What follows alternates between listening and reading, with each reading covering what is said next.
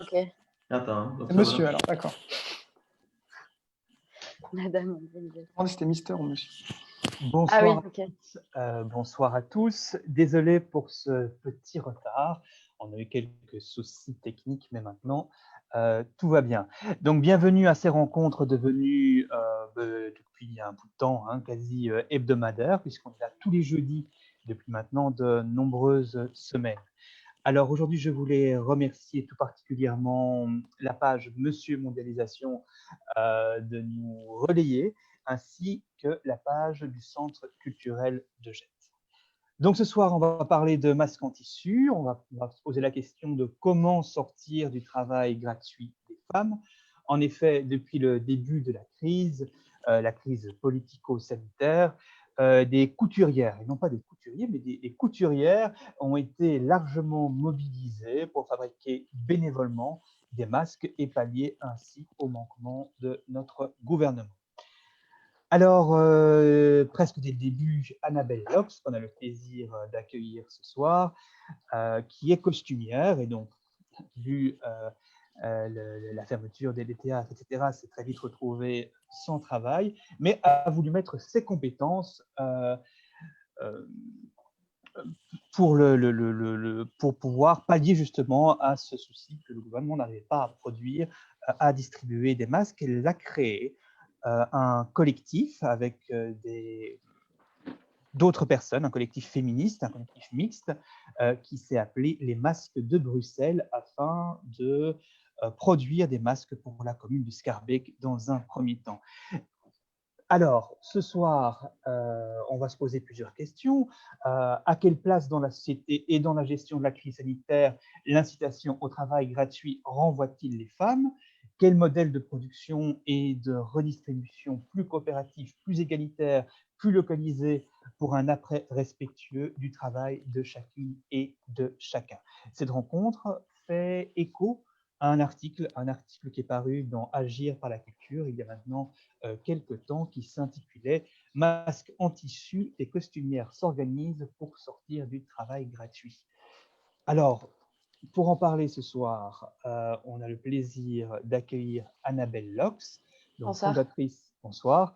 fondatrice des Masques de Bruxelles, et Aurélien Berthier, rédacteur en chef de la revue Agir par la culture, qui animera cette rencontre. Alors, avant de céder la parole à Aurélien et à Annabelle, je voulais vous encourager à réagir, à poser vos questions directement au bas du live Facebook. Je vais recueillir toutes ces questions et on aura un petit espace en fin de rencontre où on pourra échanger à partir de vos commentaires et questions éventuelles. Voilà, Aurélien, je te laisse la parole. Bonsoir à tous et à toutes. Merci Olivier pour ce cadrage de la rencontre. Alors effectivement, c'est une rencontre qui est organisée par le mouvement Présence et Action culturelle et qui est aussi organisée par le magazine Agir par la culture, qui est un magazine politique et culturel, qui est un magazine gratuit pour les gens qui résident en Belgique. Pour s'abonner, il suffit de se rendre sur le site www.agirparlaculture.be. Et sur ce même site, vous retrouvez tous les articles en libre accès, dont l'entretien avec Annabelle Lox que j'ai eu l'occasion de faire il y a quelques semaines maintenant, fin avril.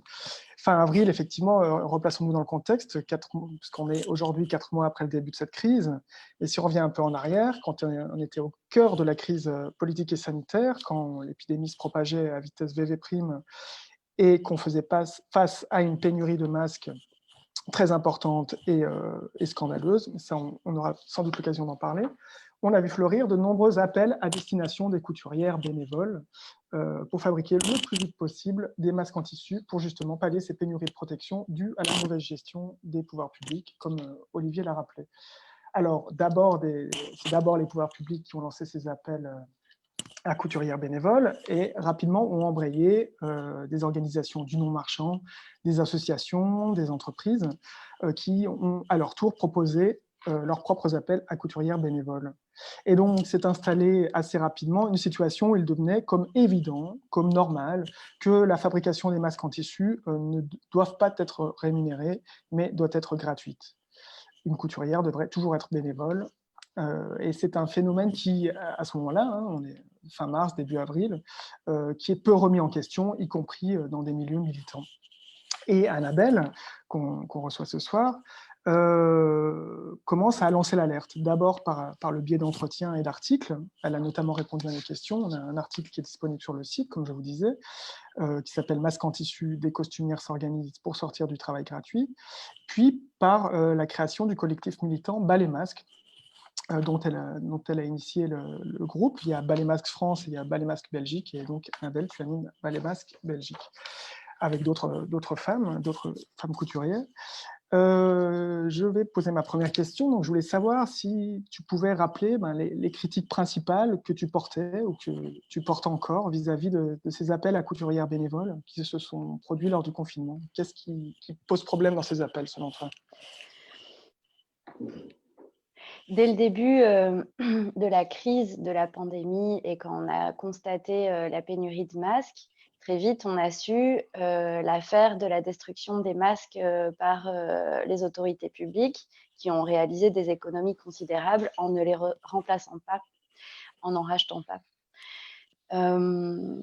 Très, très vite, après le début du confinement, on voit apparaître les premiers appels à bénévoles. Et ce qu'on comprend par là, c'est que l'État a non seulement économisé une première fois en ne remplaçant pas les stocks, mais compte bien économiser une seconde fois, et là sur le dos de travailleuses, pour ne pas avoir à avoir de dépenses pour cela. Pourtant, on a aussi assisté à quelques commandes publiques qui ont été effectuées auprès de fournisseurs en Chine, en Turquie, maintenant au Luxembourg. Et ce qui est très étonnant, c'est de constater que quand il s'agit de se fournir à l'étranger, on aligne les millions d'euros. Et en revanche, quand on relocalise la production, on attend que ceci soit gratuit. Alors, moi, je pose la question, très bien relocaliser la production textile dans les pays d'Europe. En revanche, ça ne peut pas se faire sans une considération de la valeur de ce travail. Voilà, ça ne peut pas être gratuit. Ça ne peut pas être moins cher en étant gratuit que quand on commande dans les grands pays exportateurs.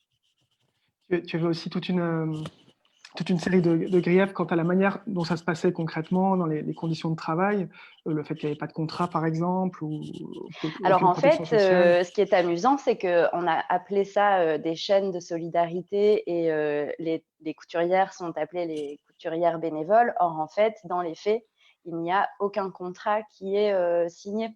C'est-à-dire que le bénévolat est encadré juridiquement. Ici, les couturières qui n'étaient ni sous contrat ni rémunérées n'ont pas même eu de contrat de bénévole. Donc, en fait, c'est complètement hors cadre juridique. Et c'est ce qui permet de dire qu'en fait, c'était du travail au noir sans rémunération. Qui de plus, tu insistais sur le fait qu'il n'y avait, par exemple, pas de prise en charge des frais occasionnés. Voilà.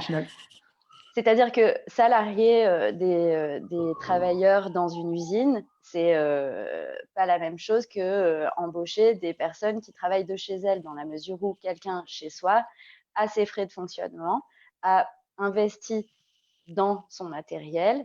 Et quand on parle de surproduction de masques, chez les personnes qui ont participé, ces personnes n'étaient en grande majorité pas équipées pour faire de la production industrielle. Parce que quand on fabrique à la chaîne des masques pendant des journées de 10 à 12 heures en moyenne, 7 jours semaine, pendant plusieurs mois, on est en train de solliciter à outrance un matériel qui n'est pas destiné à ce type de production en masse. Voilà. Et donc, beaucoup de témoignages des personnes, des dizaines de milliers de couturières en France et en Belgique témoignent des frais que ça a occasionné en termes d'achat de tissus, matériel, etc. et des frais que ça occasionne en remplacement des outils qui sont usés et réparation, révision des machines. C'est comme une voiture, il faut réviser ces machines et quand on l'utilise à outrance, elle demande à être revue. Donc tous ces frais sont à la charge des personnes qui ont travaillé sans rémunération. Ça veut dire que non seulement le travail était gratuit, mais c'est en plus à elles d'assurer les frais que ça occasionne, ce travail. Donc, elles payent pour travailler gratuitement. Et alors, ce que je rajoute à ça, c'est que j'ai fait une estimation rapide du cadeau que ça représente, que toutes ces personnes ont offert comme cadeau en travaillant gratuitement. Ce cadeau qui est fait à l'État, en tout cas en France, vaut à peu près 2 milliards d'euros. Et ça, c'était sans compter les frais de fonctionnement, frais d'usure, etc. Donc juste les frais salariaux, quelque part. C'est la masse salariale, ouais. Ça. Et alors, tu parlais d'usure des machines, d'usure du matériel, mais aussi usure des corps sollicités à outrance. Oui, tout à fait. En fait, nous qui sommes des costumières, nous avons éprouvé pour la première fois de nos pratiques professionnelles ce que c'est que de coudre à la chaîne, la division des tâches pour arriver à être plus efficace. Et ça nous a permis en fait de comprendre ce que ça veut dire pour les corps et pour ce que ça engendre comme fatigue, comme tendinite, comme dos bloqué, les nuques, les épaules. Et être penché toute la journée sur une machine à coudre, c'est éprouvant. Et c'est pour ça que quand je souhaite requalifier les couturières bénévoles et les nommer des travailleuses hors contrat et sans rémunération, c'est parce que si on considère à juste titre que c'était un travail, alors on peut entrer la notion de maladie professionnelle et accident du travail. Parce que finalement, n'ayant signé aucun type de contrat, toutes ces personnes, pendant l'exercice de leur activité, n'étaient assurées par personne, en fait.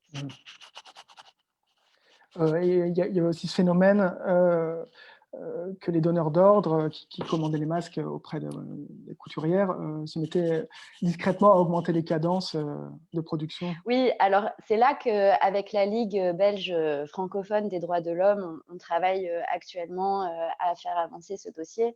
En fait, ce qui manque dans l'affaire, c'est un consentement libre et éclairé de la part de ces bénévoles. Parce que finalement, quand elles ont appelé le call center pour Travi qui a ouvert le bal, l'entreprise Travi, qui est une entreprise bruxelloise de travaux adaptés et qui s'est recyclée dans le textile et la couture quand il s'est profilé une opportunité de ce côté-là. Quand les personnes ont appelé ce call center et qu'on leur a dit « vous allez recevoir des kits de fabrication pour 25 à 50 masques », ces personnes se sont engagées pour des kits de 25 à 50 masques.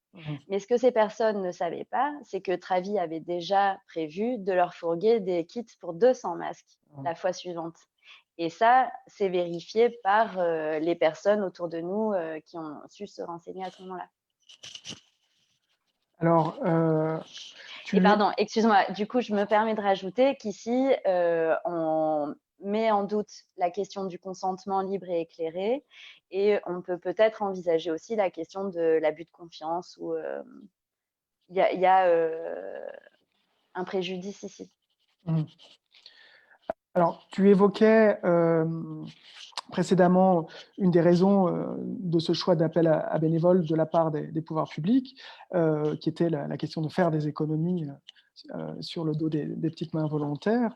Est-ce que selon toi, il y a aussi une autre dimension qui est celle plus liée au genre, qui est on peut se permettre de faire appel gratuitement à ces travailleurs parce que ce sont des femmes? Alors déjà, je propose qu'on cesse de nommer les couturières des petites mains, parce qu'on a beaucoup vu, en fait, quelque part, si on veut considérer la profession et considérer ces professionnels, il va falloir peut-être déjà trouver les bons mots. Et en fait, les doigts de fée, les petites mains, les cousettes et tout le tralala, en fait, c'est une manière de décrédibiliser la valeur de leur travail. Donc déjà, je préfère qu'on parle de couturières et de professionnels, parce que toutes les couturières ne sont pas des professionnels dans ce secteur-là. Il y a aussi beaucoup de femmes qui pratiquent la couture et qui sont devenues des couturières de masques pendant la pandémie. La question du genre, en fait, je crois qu'elle se pose surtout dans l'apprentissage de la couture et dans l'idée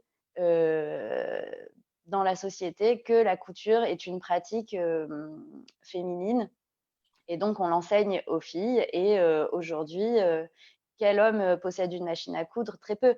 Et je pense que c'est sûrement pour ça qu'on est entre 2 à 5% d'hommes seulement parmi les bénévoles qui ont fabriqué des masques, c'est qu'ils n'ont pas le savoir-faire.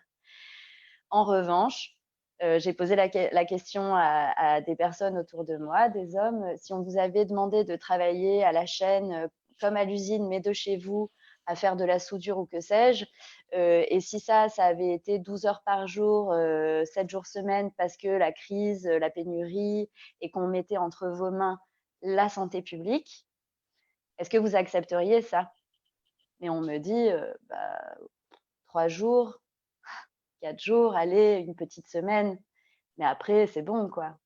Et ce qu'il faut savoir, c'est que, en ce qui concerne les femmes, parmi ces femmes, il y a énormément de mères de famille qui disent avoir jonglé entre les gosses qui courent de partout, les masques, les trucs pendant 12 heures, faire à manger, faire les courses, etc., s'occuper de faire tourner la famille. Donc non seulement elles ont été surmenées par la tâche qui leur était attribuée pour assurer la santé publique, mais en plus elles avaient leur charge mentale habituelle au sein de leur foyer.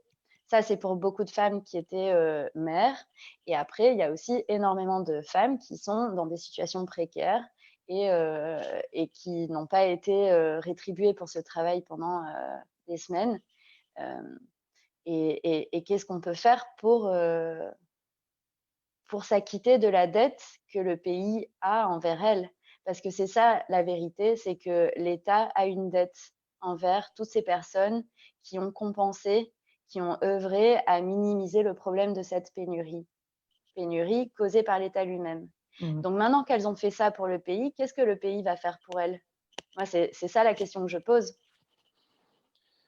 Mais justement, depuis la dernière interview qu'on a faite, tu as initié ce collectif Bas les masques, qui vise à une reconnaissance du travail des couturières mobilisées pendant la crise du Covid-19. Est-ce que tu peux nous rappeler les principales revendications, les principaux axes d'action de ce mouvement?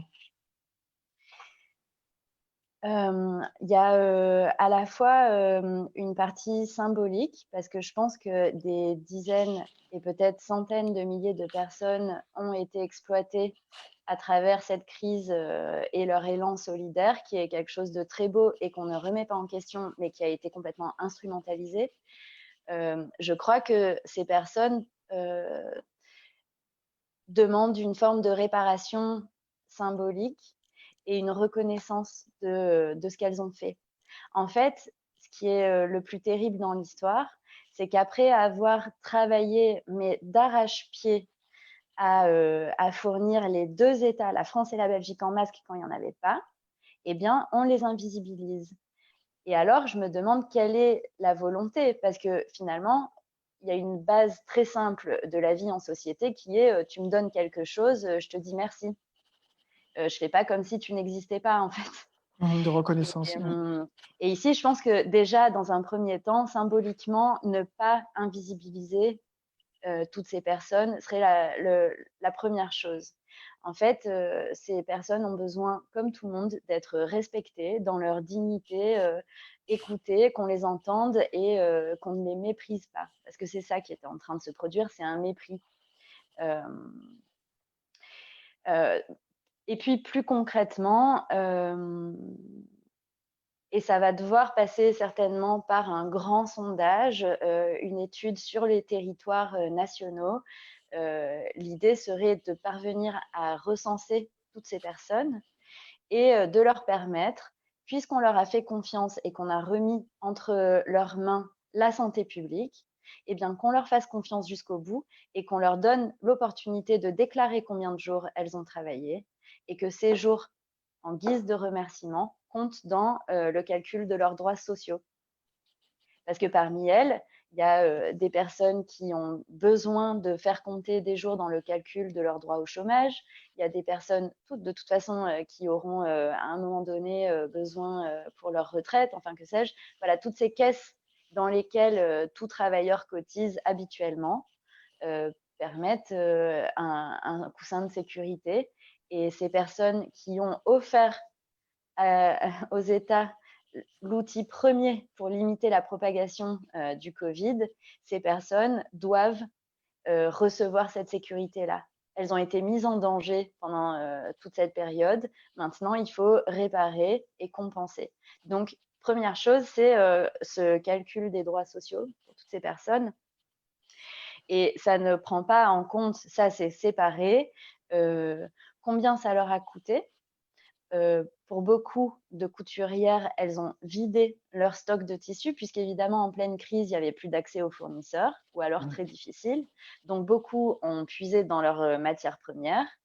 Et puis, comme je disais, l'usure des outils, des machines qui ont rendu l'âme, ça, on nous en fait état à l'appel, donc à remplacer. Et puis, même s'il n'y a pas à remplacer des machines, il faut les entretenir. Dans une usine textile, il y a un entretien des machines qui est fait régulièrement.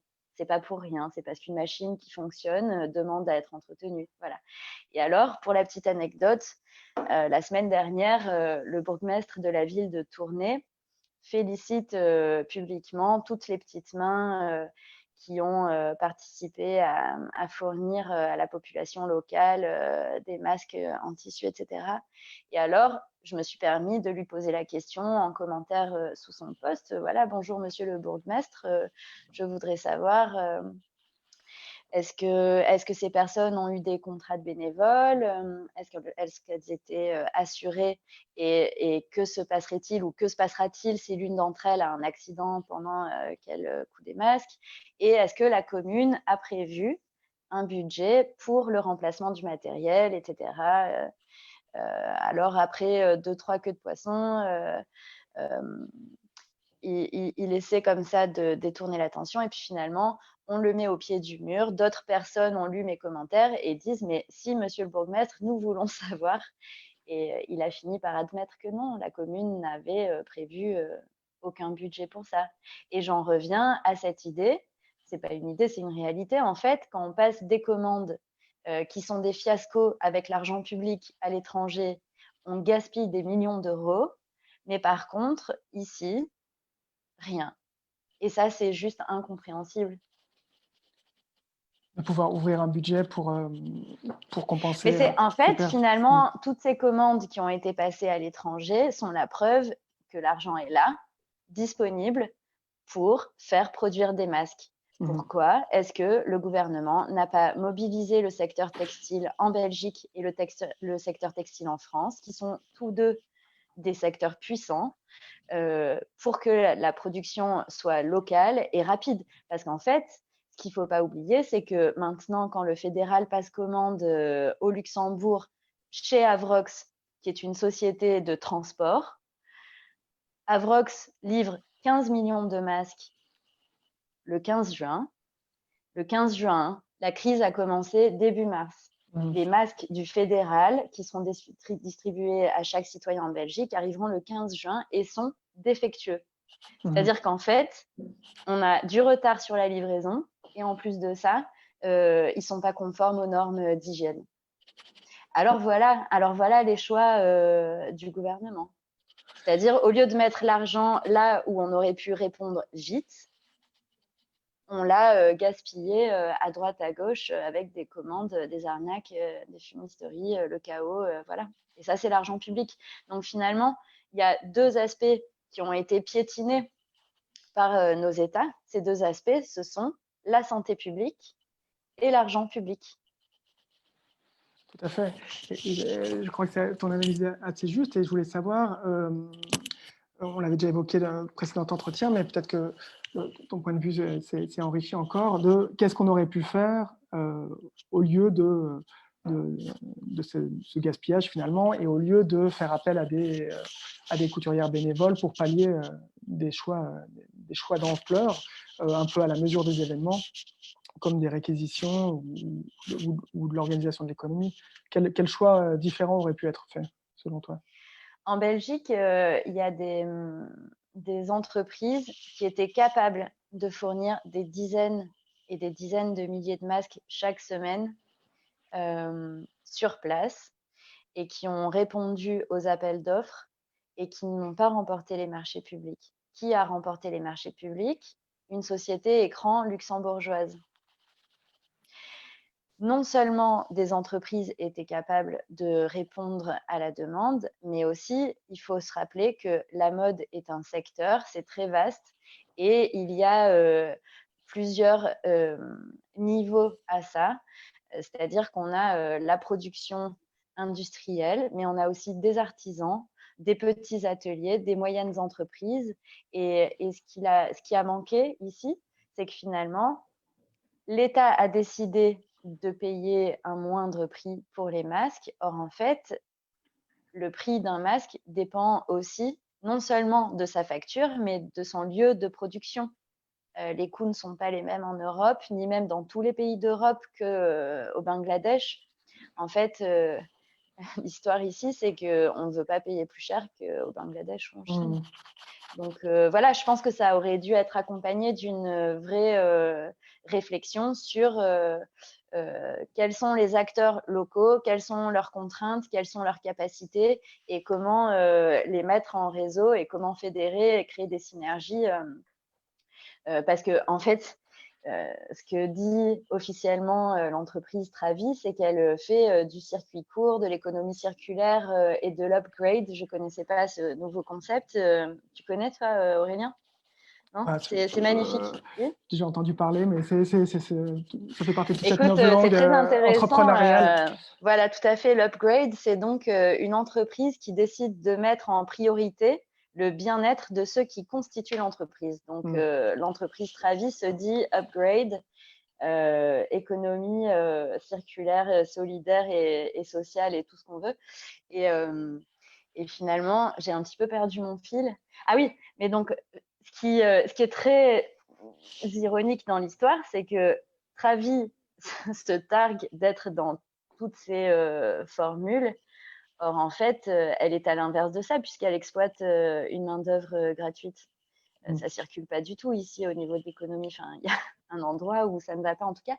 Et finalement, ça aurait été, cette pandémie, l'occasion de mettre en place des systèmes d'économie circulaire, de circuits courts, d'économie sociale, de créer des ateliers dans des localités, voilà, en mettant en lien des travailleurs avec des compétences qui se complètent, etc. Ici, c'est l'inverse qui s'est produit. Et ceux qui se disent explorateurs de tous ces beaux concepts sont les plus dangereux, en fait. Tu parlais tout à l'heure de l'interpellation du bourgmestre de Tournai. Avec les masques, je crois que vous faites beaucoup vous interpellez beaucoup divers acteurs économiques et politiques. Est-ce que ces actions-là, ces interpellations-là portent leurs fruits? Est-ce que par rapport à il y a quelques semaines, il y a des changements dans la manière dont on considère les couturières bénévoles, dont on organise la production? Est-ce que tu constates par exemple qu'on propose plus souvent des rémunérations, plus souvent des contrats, y compris pour des volontaires? Bon, alors, il y a plusieurs choses dans ta question. Les appels à bénévoles se poursuivent déjà et se poursuivent même par des entreprises aussi colossales que la chaîne Colruyt. Colruyt a monté ce qu'il appelle la Colruyt Academy avec pour slogan pour plonger dans des ateliers passionnants. C'est vrai que ma cuisine, mon salon où j'ai ma petite machine à coudre, c'est un atelier complètement passionnant. C'est un comble. Mais donc, chez Colruyt, on peut, et c'est merveilleux, commander son kit de masques à réaliser gratuitement. Colruyt nous offre cette opportunité unique de fabriquer gratuitement des masques qui seront ensuite redistribués. Donc voilà, ça continue les appels à bénévoles. Par ailleurs, l'entreprise Travi qui a ouvert le bal avec les appels à bénévoles a changé un petit peu son fusil d'épaule et maintenant propose une forme de rémunération aux personnes qui vont fabriquer les masques. Et cette forme de rémunération, en fait, c'est à la tâche. Et la première proposition qui a été faite en association avec la Smart, qui, on l'a vu ces jours-ci avec l'article dans Médor, est très contestée. La Smart va donc prendre 6% sur toute la fabrication de masques qui ira chez Travi, puisque Travi demande aux couturières de faire des factures via Smart. Et ces factures seront d'un montant total de 4 € par masque. D'après mes calculs, à 4 € TTC par masque, ça revient à 2 € net par pièce. On est sur une moyenne de 2 masques et demi par heure. Et donc ça, rapporté sur un mois de travail, pour un temps plein, 7 heures par jour, 5 jours semaine, ça équivaut à un salaire net de 700 €. Voilà. Et ça, c'est ce qu'on appelle la rémunération des couturières et un projet solidaire collaboratif d'économie circulaire. Voilà, il faut savoir, par la même occasion, je vais le préciser, que mon homologue française, Jackie, a été approchée par Smart France et qu'on a osé lui dire qu'en Belgique, les couturières qui fabriquent des masques touchent à peu près 2 000 € net par mois. C'était une belle nouvelle, non? Ouais. Alors, il y a une question qui vient un peu naturellement en tête, et un peu à contrario de ce qu'on évoquait au début de cet entretien, et on la retrouve dans certains commentaires Facebook relatifs à ces questions de production de masques, et je me fais vraiment l'avocat du diable. Elles ont bien décidé, c'est ça? C'est Elles ont bien cette idée choisi. que, oui, certes, ces femmes ont travaillé dans un cadre difficile et gratuitement, mais ne l'ont-elles pas choisi, Voilà. n'ont-elles pas volontairement accepté de travailler? Mais je regrette parce que j'avais prévu de l'amener. Ah, je le devance un peu. Oui, en fait, ce que ces personnes ont choisi, c'est de mettre en œuvre un sentiment de solidarité face à un besoin réel. Ce que nous, on critique, c'est comment cette solidarité a été instrumentalisée et marchandisée. De l'argent est fait sur le dos de personnes qui sont solidaires. Et ces personnes qui sont solidaires témoignent toutes d'avoir été solidaires au début et puis petit à petit d'avoir senti qu'on se foutait un peu de leur gueule. Et on se fout de ma gueule, c'est très vite devenu aussi des dépressions, surmenage, burn-out, etc. Et c'est pour ça que j'ai créé les masques, c'est que je recevais des messages de personnes en France et en Belgique qui me faisaient état de leur désespoir, en fait, de leur détresse. C'était des personnes qui étaient à bout de nerfs. On était à ce moment-là à quelques semaines, je dirais entre 4 et 6 semaines après le début du confinement.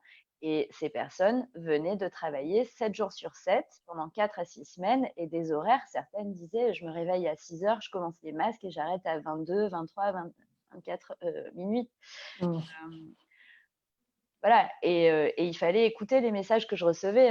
C'était très, très effrayant. C'était effrayant. Et à partir de ce moment-là, j'ai compris qu'il était absolument nécessaire de venir en aide à ces personnes en leur faisant savoir qu'on s'intéresse à elles, qu'on les entend déjà tout simplement,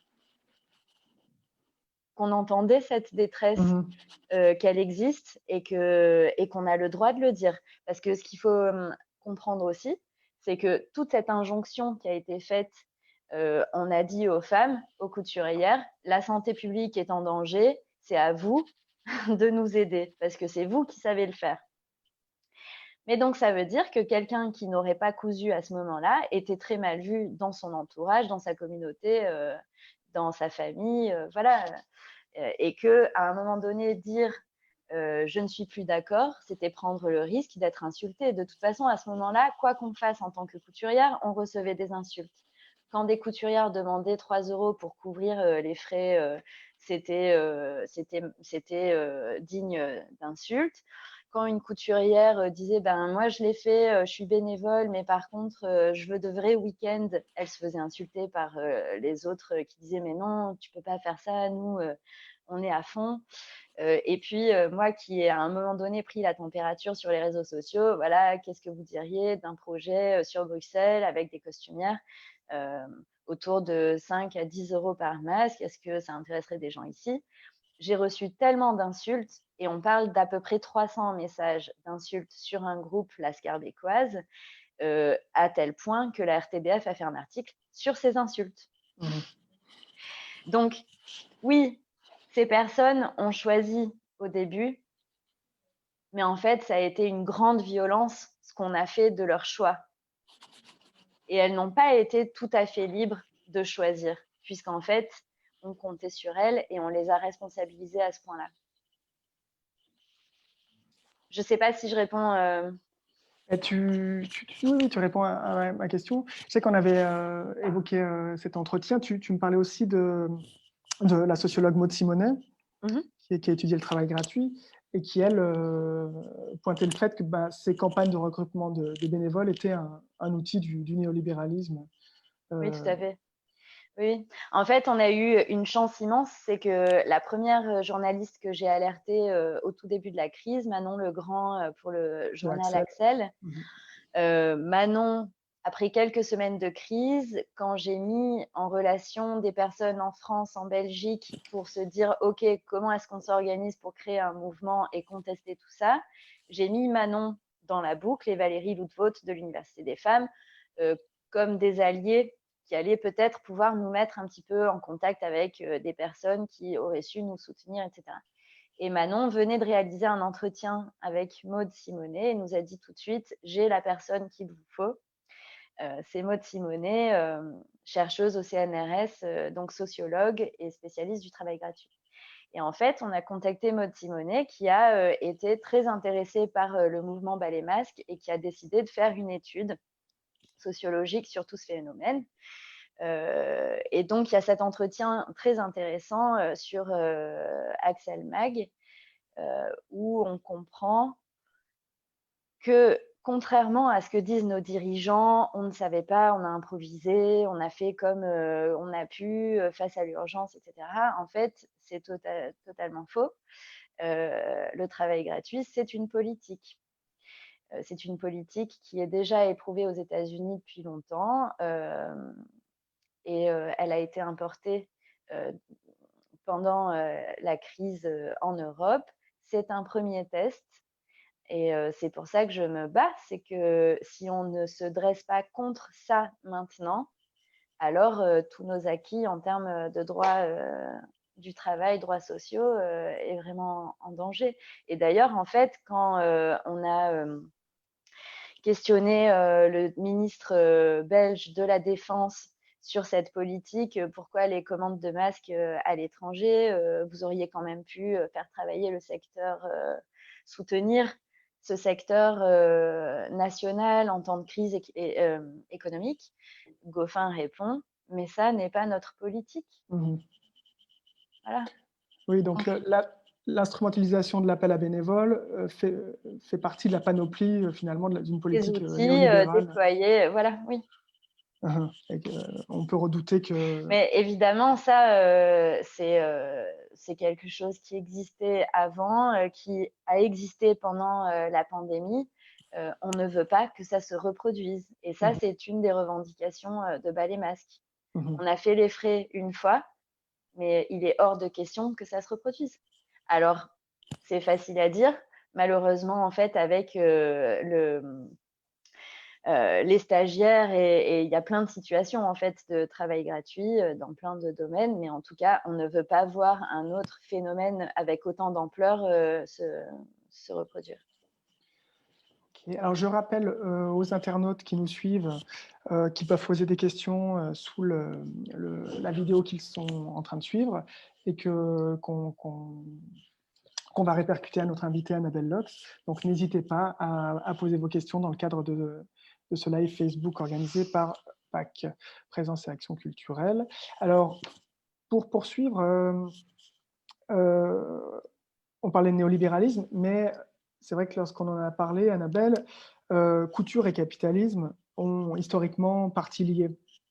Est-ce que tu peux revenir peut-être sur cet aspect et notamment sur cette figure intéressante, celle de Victoire Cap, que personnellement je ne connaissais pas du tout? Alors, avant de faire ce détour historique, je vais juste aborder un petit point de l'actualité en Belgique au niveau de la politique et des femmes.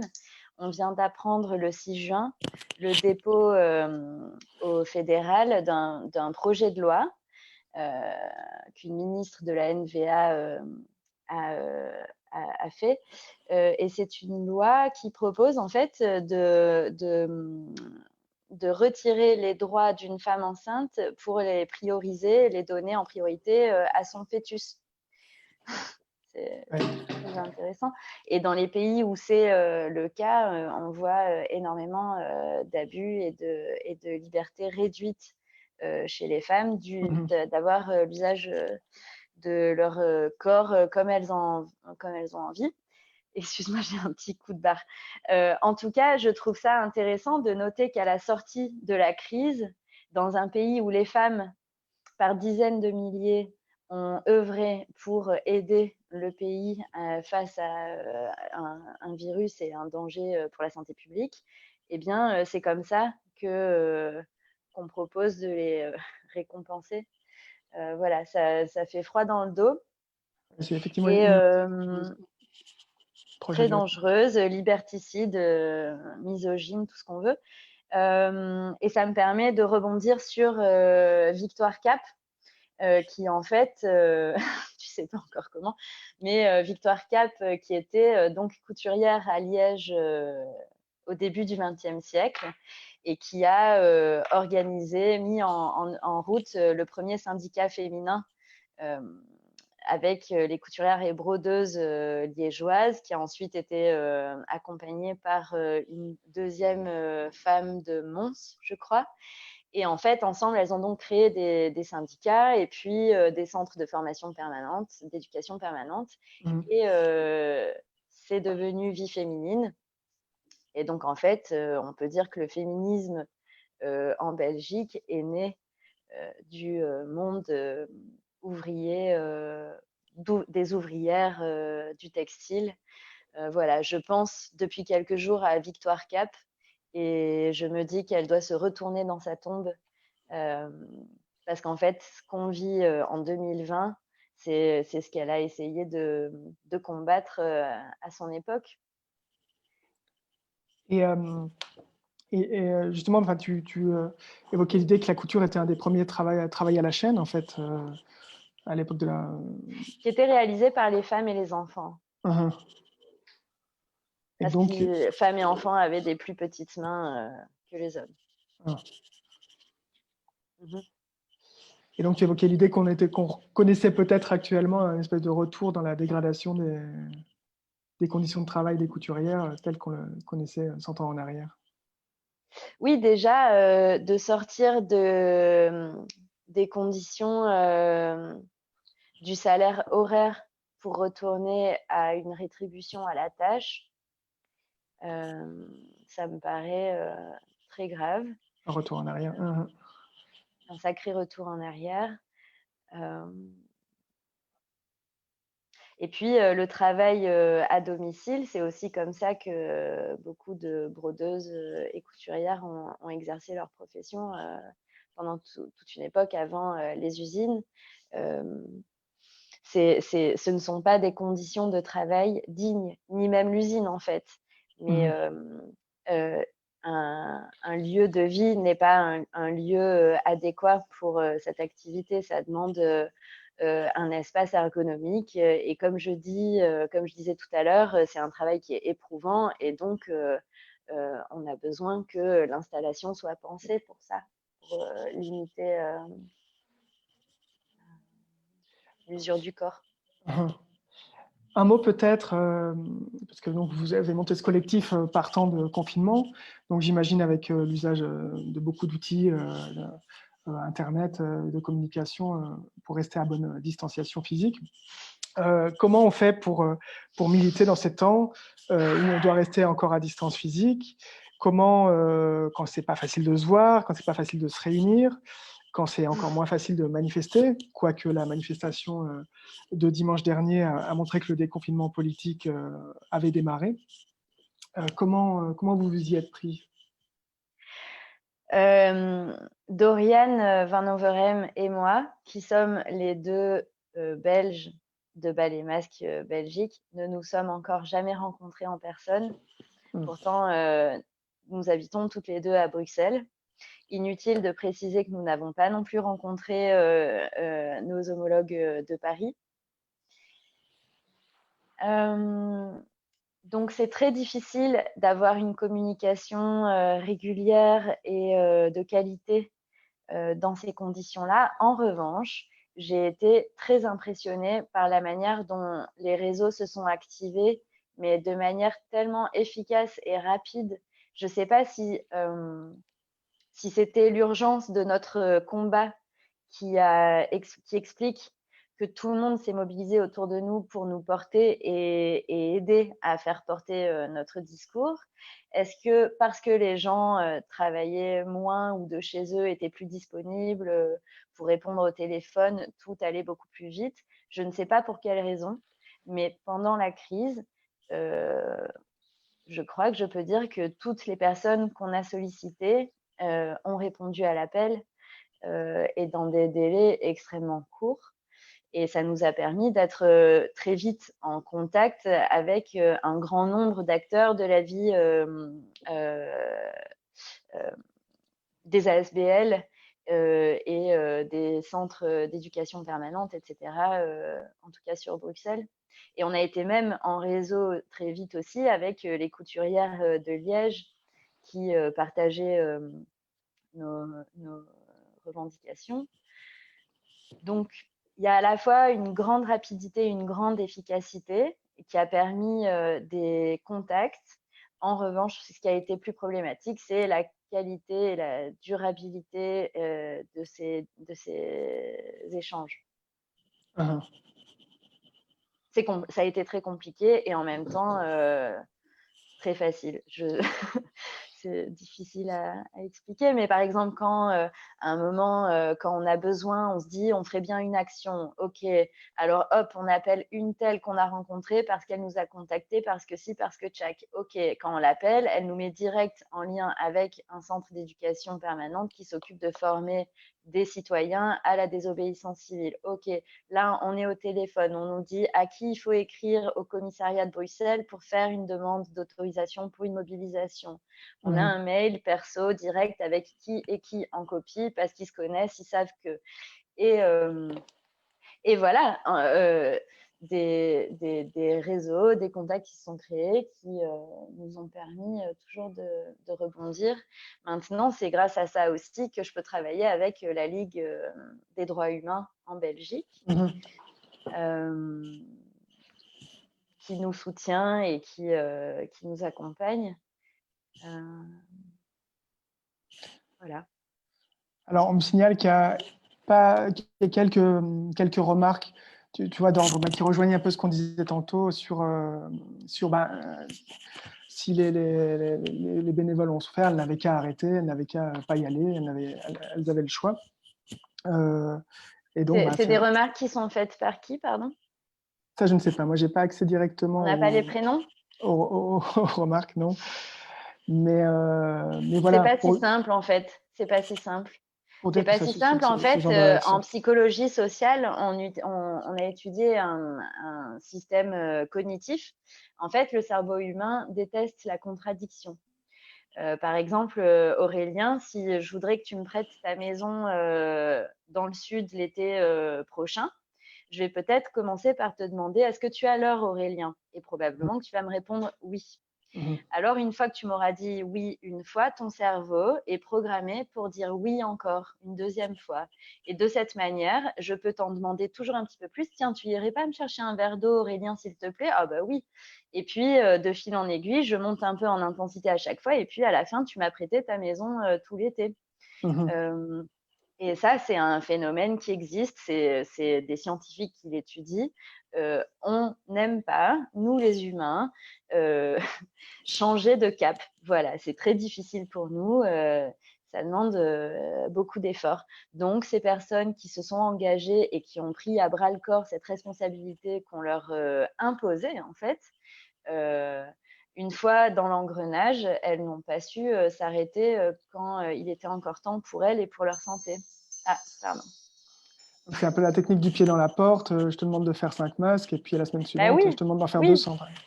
Travis qui envoie des kits de 25 ou 50 et puis qui derrière envoie des kits de 200, bah, il compte bien sur le fait qu'ils seront faits, les kits de 200. Ils ne sont pas fous, sinon ils ne les enverraient pas. Donc oui, il y a quelque chose qui est de l'ordre de la manipulation là-dedans. Tout à fait. D'autres questions? Moi, personnellement, j'arrive au bout de ce que je voulais te poser. Je tourne peut-être vers Olivier pour savoir s'il y a eu quelques interventions ou remarques du côté des internautes qui nous regardent. Ok, déjà merci Aurélien et merci Annabelle. Alors, peu de questions malheureusement, mais beaucoup de remarques, hein. Déjà, j'en ai communiqué à Aurélien, hein, qui disait qu'il avait qu'à dire non, qui vient d'y répondre. Une autre personne encore qui me disait que reconnaître, valoriser, récompenser les tâches ménagères, l'éducation des enfants, l'engagement solidaire, dans des associations par exemple, ou la confection de masques en cas de maladie contagieuse, ce sera intéressant de reconnaître ça.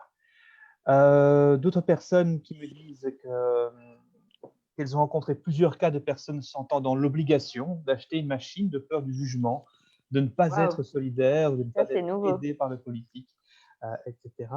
Euh, voilà, donc peu de questions, pas de questions en fait, mais des remarques qu'on a pu saisir grâce au travail de mes collègues.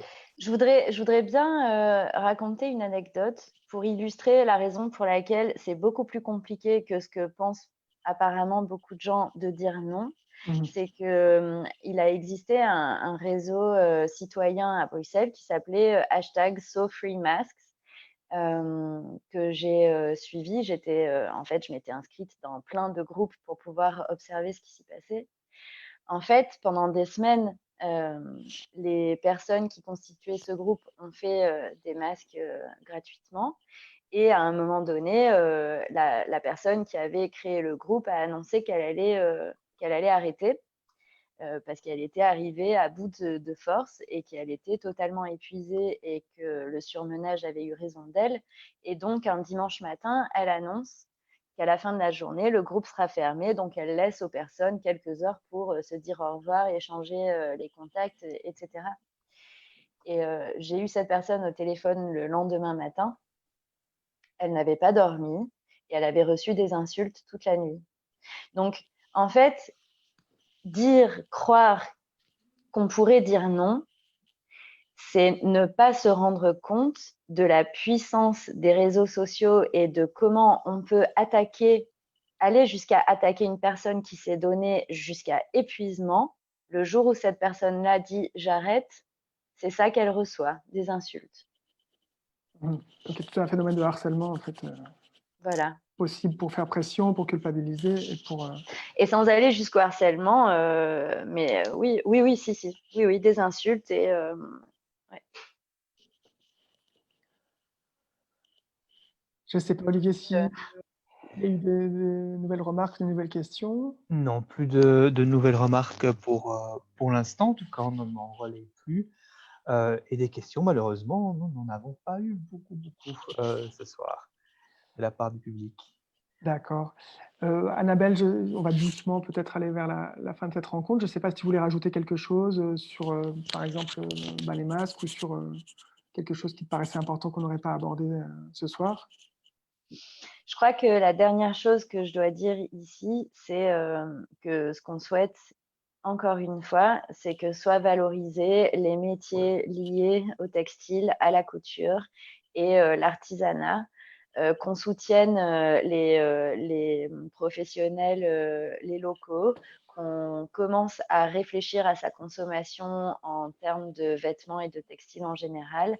Et de la même manière qu'on a compris comment soutenir nos agriculteurs locaux et une agriculture durable, eh bien, le secteur du textile est une industrie extrêmement polluante et néfaste pour les travailleurs. Et comment faire pour soutenir des démarches justes. Merci beaucoup, Annabelle, pour toutes ces informations, pour toutes ces réponses. Je signale qu'on peut suivre toute l'actualité de Ballet Masque Belgique sur le groupe Facebook, qui porte le même nom.